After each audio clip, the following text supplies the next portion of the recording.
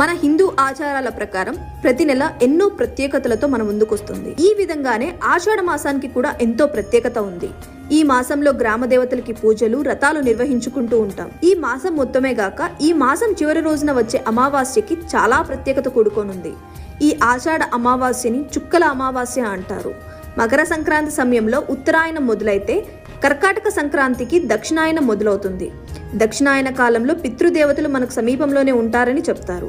అందుకనే దక్షిణాయనంలో వచ్చే తొలి అమావాస్య అయిన చుక్కల అమావాస్య రోజున వారికి ఆహ్వానం పలుకుతూ తర్పణాలను విడిస్తే మంచిదని సూచిస్తారు. రోజు ఆడవారు గౌరీ పూజను ఆచరిస్తారు. ఆషాఢ బహుళ అమావాస్య నాడు కొన్ని ప్రాంతాలలో దీప పూజ చేయడం కూడా కనిపిస్తుంది.